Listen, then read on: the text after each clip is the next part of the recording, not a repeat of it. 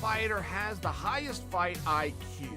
I don't think there's nobody in the game that has the fight IQ that I have. Off the charts. His IQ the is highest insane. fight IQ maybe ever. This guy hits hard. He's tough. He's this, he's that. And this guy has a dream. But my fight IQ will win this fight. Welcome to the Fight IQ podcast. We're back with another episode. I don't know if you guys seen, kind of interesting.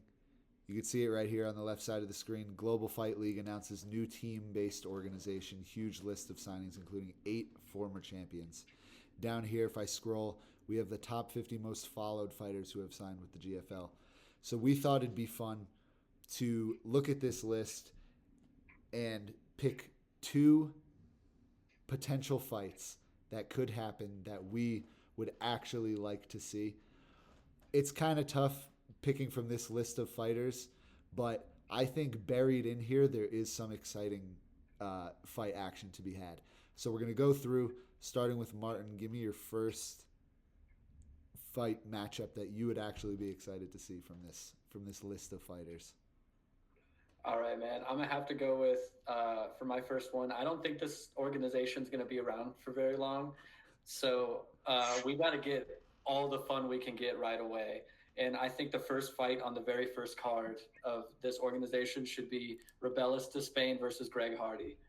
I think that is just the right amount of skill set and crazy carnage to open up this crazy organization that makes no sense. But I feel like that there's a gem there. It's a good meme for the day after, because nobody's really probably going to watch this card. We're just going to see the results on Twitter the next day, and we'll see Greg Hardy getting like meme KO'd by Rebellis de Spain, and it'll be hilarious. Yeah. I just see a lot of there is no meme, so-and-so has died. Yeah, like I just see, bro, I see waves of that coming. All right. That is actually a really great fight, and when you think about it, actually makes sense. 2 guys that like were super hyped up knockout artists coming into the UFC and then just completely flubbed. Mm-hmm. Yeah. And since Greg Hardy has been knocked out in the same exact manner like 4 times since leaving the UFC. Pretty funny. Andrew, what's your first matchup? So I was looking at this, and the ones that stood out to me is the battle of the One Punch Men. You do Marlon Moraes versus Jeremy Stevens for the battle of who can hit each other hardest the fastest. At featherweight? Yep, I think you got to do it at featherweight, maybe even lightweight at this point. They're both kind of later in their careers, so maybe make it a little heavier. Yeah. That's a good fight. Dude, I see Jeremy Stevens just fucking an uppercut like he hit RDA with, just... Dude, I see Marlon Moraes going 0-8 in that fight, dude. He hasn't won a fight in 7 fights. He's 0-7 right now. Yeah, it's pretty bad. Poor guy. Goodness gracious. All right. I'm going to start off with a banger here. Something that we didn't see. We could have potentially seen in the UFC, but we didn't. I'm going to say, if you want a good main event, this could legitimately be an actual good main event for their first card. If you put Alex Gustafsson against Thiago Santos. Tell me that would not be a banger. That's a great one. That would be a banger right there. 10 years ago, it would have been so much better, but we're getting it now. So let's go, baby. And they're literally right next to each other on this list. They're like legitimately right next to each other. I don't really understand the team-based aspect to what's going on here. It's saying it's a team-based league, which I have no idea what that's going to be like. Is it going to be like the Ultimate Fighter or something like that, where it's like a tournament with teams? I have no idea. Maybe that's where like the 60-year-olds fit into this, because Vanderlei's in there, fucking Lance Palmer's Frank in there. Frank Mir's in there. There's a lot of like 47 and older people. So each team gets a 60-year-old. They break it up by age. They get an elder, a wise man, a wizard. Dude, it's like schoolyard. Imagine they pick team captains. It's like schoolyard picks. They're like, all right, I pick you. All right, I pick you. You. That's actually how they do it on The Ultimate Fighter, now that I'm thinking about it. Yeah, it is. Yeah. I don't hate it. All right, Martin, give me your second fight from this card. All right, man. My second one is going to be a meme fight because I'd love to see him. I want to see Rusmar Palhares versus Kevin Lee at 170 or 185. Let's just take out Kevin Lee, dude. Like I don't know That's if any brutal, dude. That's mean. That's this is me That's proving mean. I'm not a casual. If you guys remember back in the day, Rusmar Palhares used to violently crank submissions and he wouldn't let go after you tapped. Yeah. Kevin Lee is notorious for having horrific injuries, and I feel like it's just the perfect combination of let's see what happens. I don't know, man. They're like many weight classes apart. Like Paul Harris could probably compete at light heavyweight. Yeah, He's big. He's a big He's a big dude. I remember Paul Harris being a middleweight, so that's why I said they could fight up to middleweight.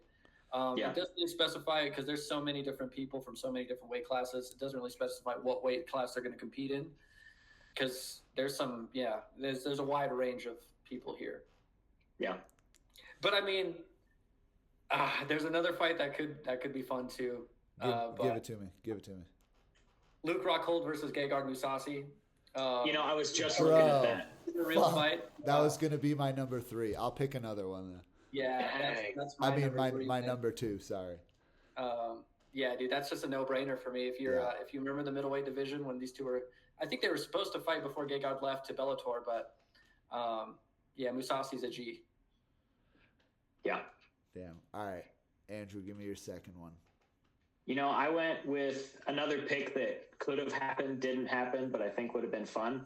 Is Anthony Pettis versus Kevin Lee. Damn. Not bad.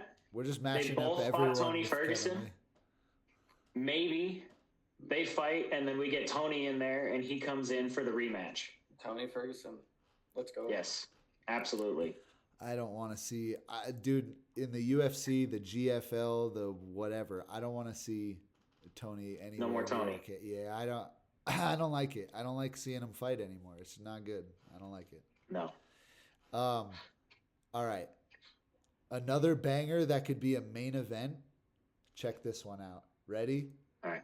Tell me you wouldn't want to see Junior Dos Santos versus Fabricio Verdum.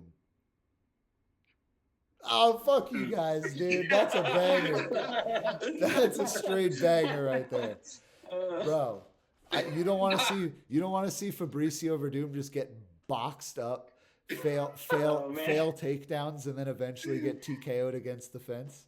Come on. It's so bro. Brazilian. So Brazilian. Dude, come on, bro. Honestly, you know who stood out on here, and honestly, I don't really care who he fights. I think it would just be fun to seeing Ilir Latifi back out there again. Yeah, Ilir At Latifi. 50 years old. What about Ilir Latifi versus Frank Mir? Dude, that's got to be the elder fight. The elders fighting. The elders just beating each other. Maybe like they'll do like Latifi versus Palhares. I don't know. Dude, yo, ready for this banger?